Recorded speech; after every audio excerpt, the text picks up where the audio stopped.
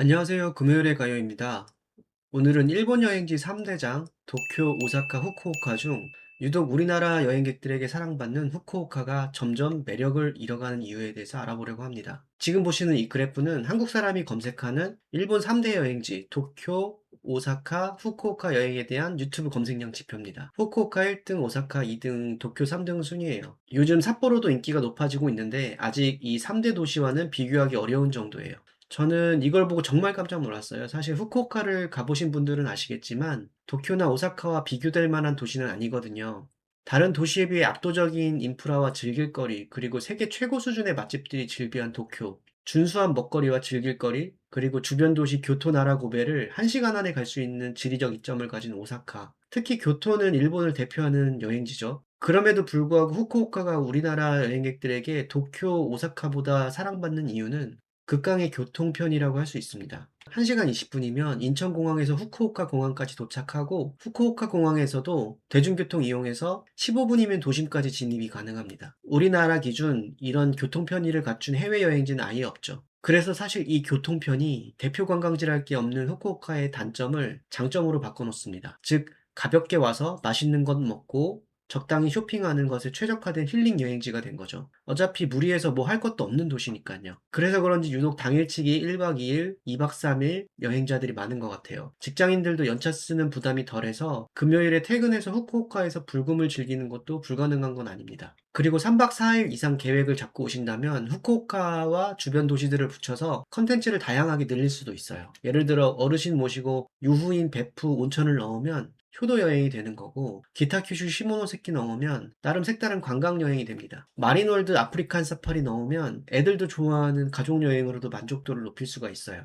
뭔가 최상의 경험은 아니지만 남녀노소 다양한 가족 구성원을 만족시킬 수가 있는 무난한 여행지, 그게 후쿠오카의 인기 비결이 아닌가 싶습니다. 그럼 이제 후쿠오카가 아쉬운 이유를 말씀드려 보겠습니다. 첫 번째, 도시 내에 인상 깊은 여행지가 없다. 물론 여행에서 인프라나 자연 경관 등 즐길거리, 볼거리가 좀 부족하더라도 맛있는 음식, 날씨, 마주친 사람, 예상치 못한 사건들 등 여행의 만족도를 올리는 요소들은 많이 있어요. 하지만 이러한 요소들은 다른 곳에서도 적용이 됩니다. 즐길거리, 볼거리는 고정이 되어 있는 것이고요. 후쿠오카는 정말 그런 부분에서 많이 아쉬운 여행지입니다. 보통 후쿠오카에 가면 오호리 공원 좀 둘러보고 먹고 쇼핑하는 게 다라고 생각하시면 돼요. 여러 번 다녀오신 분들은 주변 규슈 지역으로 나가는 기점으로 이용하시는 분들도 많고요. 두 번째, 한국인이 많아도 너무 많다. 후쿠오카 가보신 분들이면 아실 겁니다. 그냥 죄다 한국인이라고 보시면 돼요. 이렇게 뉴스에서도 보시다시피 규슈 전체 지역에 방문하는 외국인 중 50% 이상이 한국인이라고 하죠. 현재는 중국과 외교 문제 때문에 후쿠오카 공항을 통해 입국하는 외국인 중 한국인 비율이 63% 정도 된다고 하더라고요.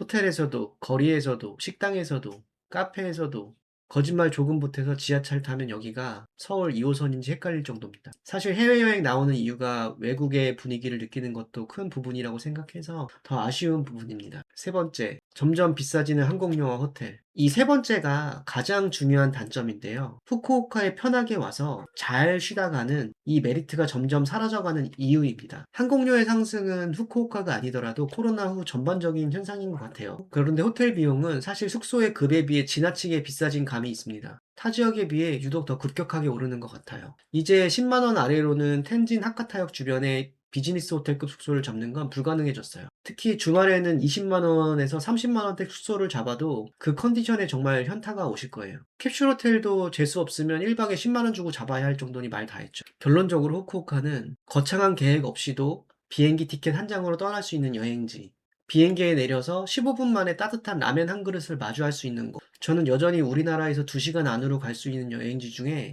괜찮은 옵션의 도시라고 생각합니다. 하지만 비행기값, 숙소값이 비싸지면서 가벼운 마음으로 편하게 올 수 있는 힐링 여행지의 장점은 점점 퇴색이 되는 것 같아요. 특색 없는 도시에 교통 편의성 원툴, 점점 많아지는 한국인 비율, 가격이 저렴했을 때는 패스했던 요소들이 점점 다른 대안으로 눈을 돌리게 되는 것 같습니다. 새롭게 주목받는 다른 일본의 소도시나 예산을 좀 더 들여서 도쿄 여행을 선택하게 될지도 모르겠어요. 아니면 그냥 서울 일식당에서 비슷한 가격대의 돈코츠 라멘, 모츠나베, 꼬치구이를 먹으면서 여행 계획을 미룰 수도 있을 것 같아요. 예전처럼 싸고 편해서 가기엔 이젠 너무 비싸졌고, 특별해서 가기엔 여전히 심심한 도시. 여러분에게 후쿠오카는 여전히 유효한 선택지인가요?